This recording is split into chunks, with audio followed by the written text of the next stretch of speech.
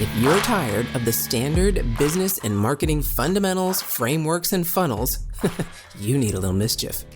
Get ready to turn up the volume on the CEO Mischief Maker podcast, where you access conversations with seasoned business owners who have smashed through mindset barriers, innovated the standard boring business and marketing playbooks, and executed future-paced strategies with bleeding-edge tools and tactics to micro-fail their way into massive success and growth.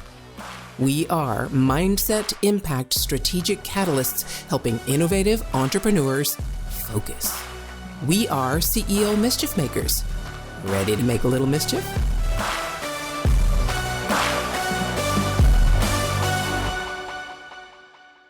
All right, CEO and brand mischief makers, I cannot wait to introduce you to the incredible person that I get to chat with today.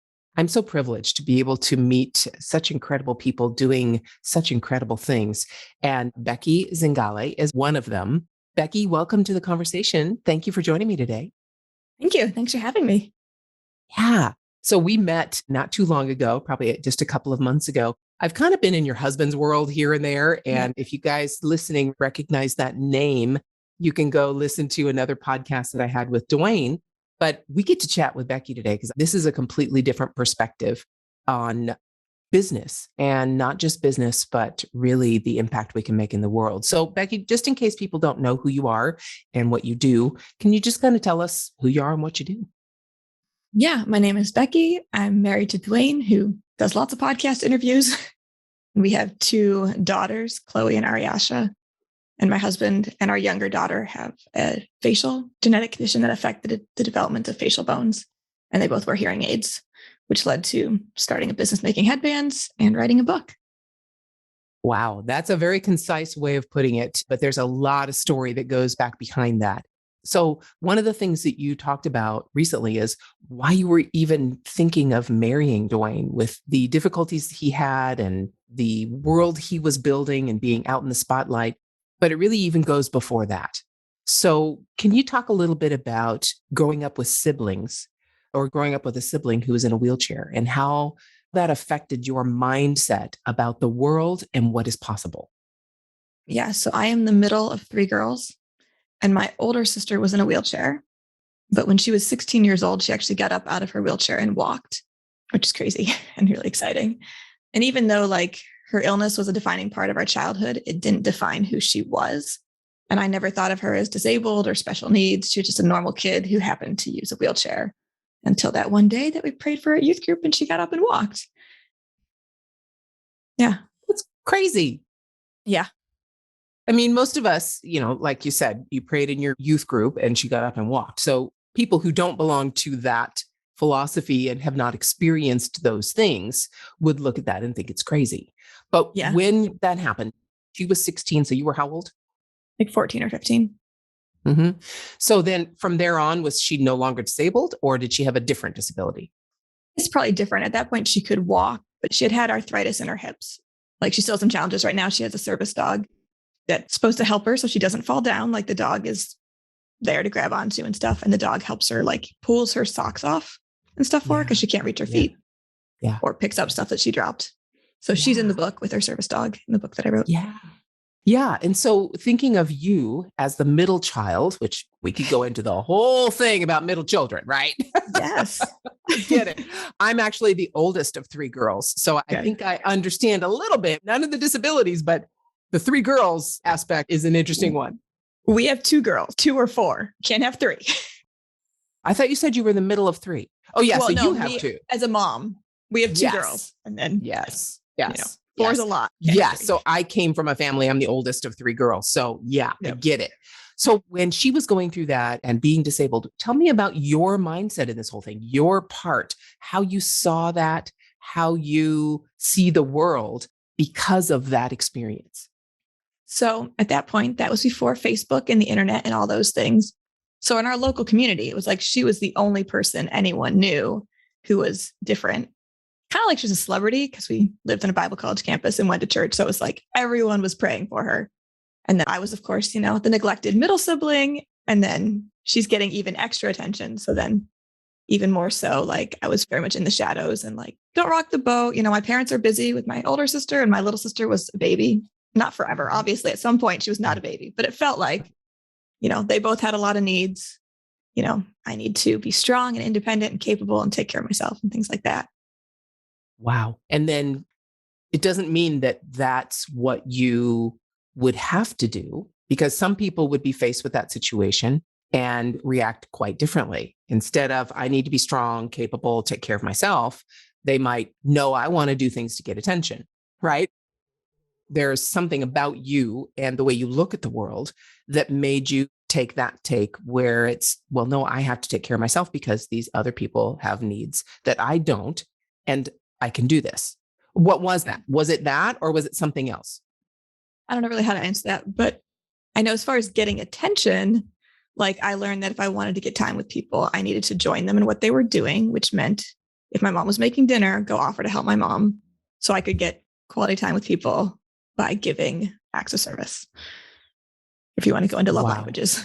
Yeah. So think about that. Everyone who's listening, I just outlined several different ways to handle the same situation. And Becky took it, rather than me saying, this is just the way you were made, she took it as an understanding that to have time with people she wanted to have time with, she had to in some way serve them.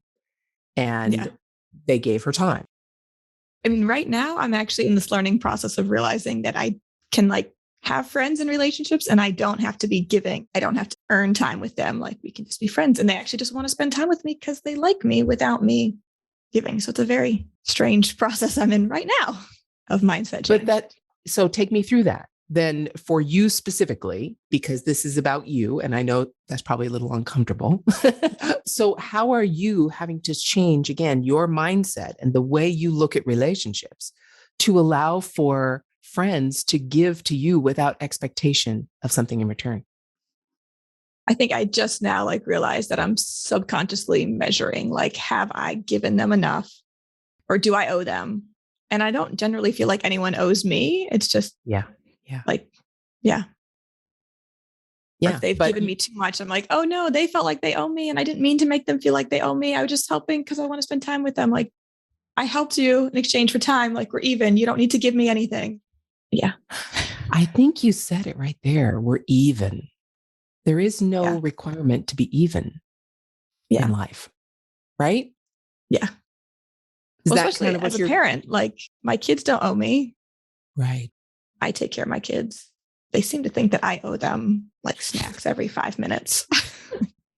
Oh my goodness. Yeah. The parenting side, let's just not even. Yes, that's exactly. They do expect, and rightly so, because they really can't take care of themselves completely until they can. Then when they can, you better back off. And that's the whole mindset for them. Like teaching them to be independent, capable children. Like you don't need me for everything. Yeah, it's not even just children, it's also adults. So when they become, I know mine are 20 and 23, and they don't look to me to do anything for them except be there to have a conversation, to have a meal together, to experience a situation together. And it's a beautiful thing. Really, every stage is wonderful, but boy, I'm loving this adult thing. It's really, not just because I don't have to do anything for them, like cook meals and, they can fend for themselves or wash their clothes or clean their room or whatever, but just the conversations we can have are really, really incredible to see how their minds work. Yeah, it is. And even our kids' age is really interesting. Like, some good ideas, guys.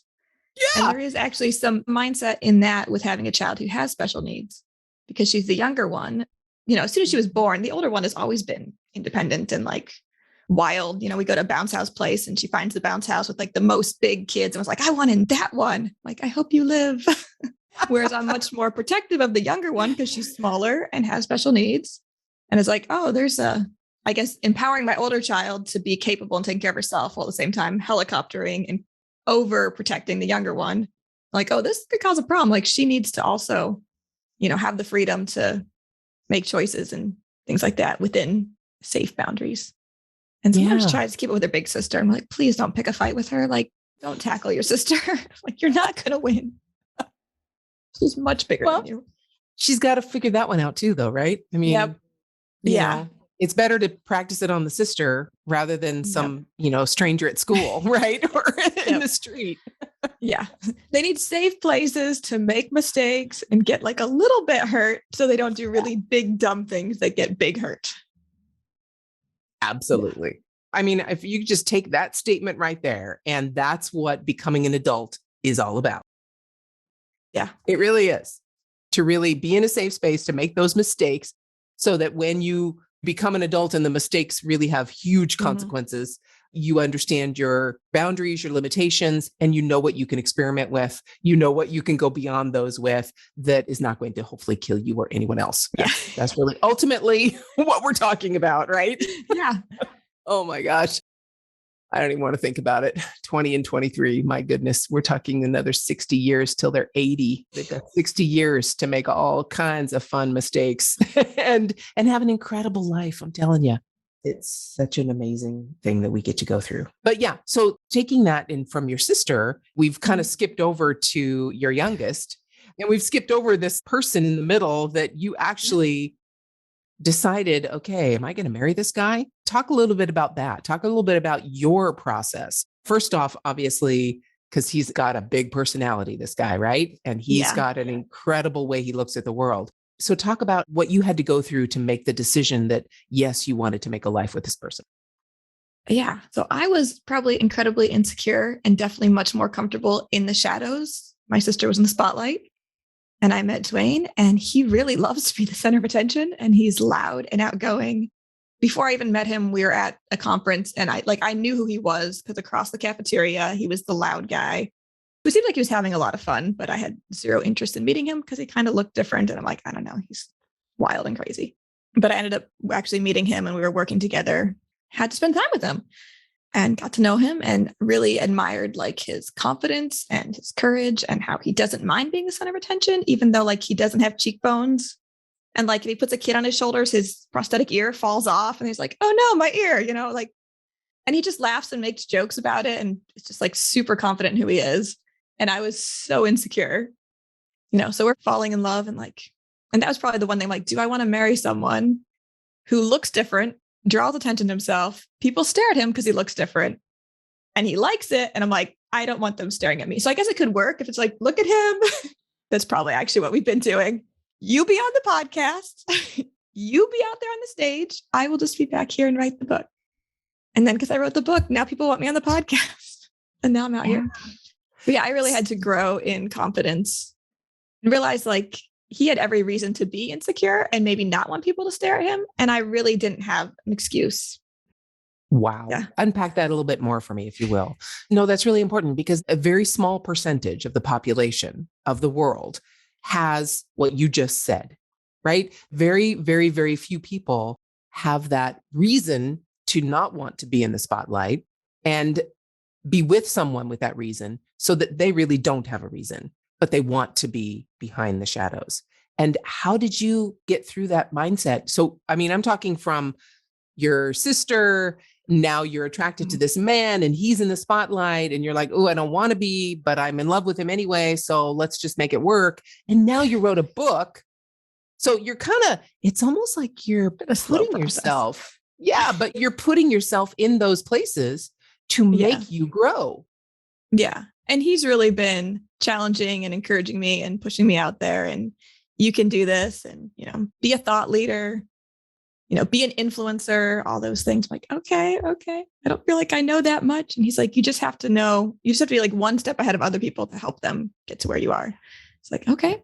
But yeah, it's definitely been a slow process of growing in confidence. Like when I started the headband business, someone would order one on Etsy and I was like, oh my goodness, they think I know what I'm doing and I can make this and mail it. And like, I hope they like it.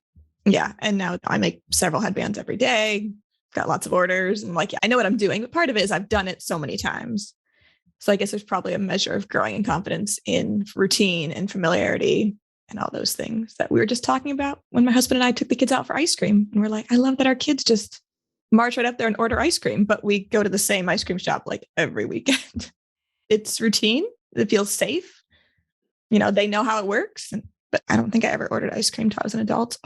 And even then it was like am I allowed to ask for samples? Like, how many samples am I allowed to have? Like, what's socially acceptable? As a parent, we made rules with our kids where it's like, you can sample 3 flavors and then you need to pick one because it's the same 20 flavors that they have every week. You know what they all taste like. They're braver than I am because I literally get the same flavor every time. And sometimes I'll switch it up a little bit and they'll come in and like blueberry cheesecake, lemon weirdness. Like the little one gets the weirdest flavors. We're like, well, if she doesn't finish it, we're not finishing it either. But they're brave. They're also like, we'll be back next week. If I don't like this flavor, I'll like next week's flavor. I'm like, I just like my routine and familiarity, safety. Yeah. Yeah. And the only way in life that we can create those routines and that familiarity is by testing. Yeah. Right. I mean, if you never go anywhere, then you will never have to worry about changing your routine. Yeah. I actually don't leave my house much. But yes, but you do. I saw you at a conference. So, you had to go somewhere. And that was the first time. First time flying with kids. Their first time on an airplane. That was a big adventure for all of us. And that was him doing what he loves and pushing us out there. Yes. Yes. But you had to be willing to do that. So I wouldn't do it without him. Yeah. But see, it doesn't matter. It doesn't matter. That's fine. If you need him with you to help make that familiar, there's nothing wrong with that. Yep. Same. I mean, I wouldn't, mom and dad with them. Of course, I wouldn't just send my kid like when they first started school, right? We didn't just go to the school, drop them off and leave. We had gone to the school before then. We had walked them through what was going to happen. I mean, no parent would do that. However, I've got to be honest with you. I was talking to someone else and we were preparing for this podcast. And he was sharing with me that he had taken his son or daughter to the dentist. And he was sitting in the dentist's office waiting to be called. And this small girl, like 8 or 9 years old, the way he describes it, comes in with a person, an adult. And the front desk person starts bringing them in and asking questions. And the front desk person addresses the person with this little girl. And that person says, oh, no, I'm sorry. I'm just the Uber driver. And so this little 8-year-old or 9-year-old girl was sent to the dentist with an Uber driver that was just instructed to make sure she got into the front desk. And the little girl answered all the questions as if she were an adult. She knew exactly how to do it. So, hopefully her parents had taken her to the dentist at some time in the past to help her understand what kinds of questions she was going to have. But basically after that, it was like, the Uber driver is going to take you. I'm not. Yeah. When I had braces, you go to the dentist like every week for them to adjust things. It's not a big deal, It becomes part of your routine. Yeah, exactly. So, depending on what we make them familiar with and what we make ourselves familiar with, that's what's going to be comfortable. But I remember what you were talking about with ordering. I remember the first time that I was unsure because my parents actually let me order something for myself. And it was eggs. We were out for breakfast and they said, how would you like your eggs? And I'm like, what? What do you mean? How would I like my eggs cooked? I guess. I don't know. Right. And they said, over easy or sunny side up. And I had no clue what those things were. And I just picked one. But it was scary, right? It's a scary. You're trying to act confident. You don't want to ask. You want to act like you know what you're doing, but you don't know what you're doing. And so that was when I was a child, and that was the expectation then. And now I ask, what's the difference? I don't have a problem asking. It takes courage. Yes, because you're possibly looking like a fool, and the only reason I was able to do that though now is because however someone's going to treat me, if they are going to treat me like I'm a fool or make fun of me, that says a lot more about them than it does about me. Yeah, that's true. And for me, that's the biggest. You have to make that connection yourself. That's the biggest mindset shift I've had to make from childhood to adulthood to growing as an adult.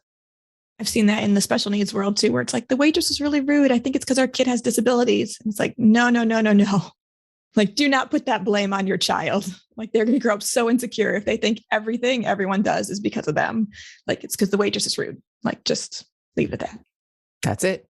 Yeah. All right. My goodness. I think we could talk on this specific topic for a long time because it's a crux of everything, right? Especially with special needs. It is really your mindset and the way you look at the world is going to impact how you experience that world. Yeah. So we'll see you on Wednesday, friends, to talk about that. So let's go. Okay, hold on. If your mindset was shifted, you were inspired to innovate, and you were spurred into action, don't just move on with your day. Focus, my friend, and take a few minutes to visit CEOmischiefmaker.com to learn more about the value that was shared with you today. Please act now and create some CEO mischief of your own.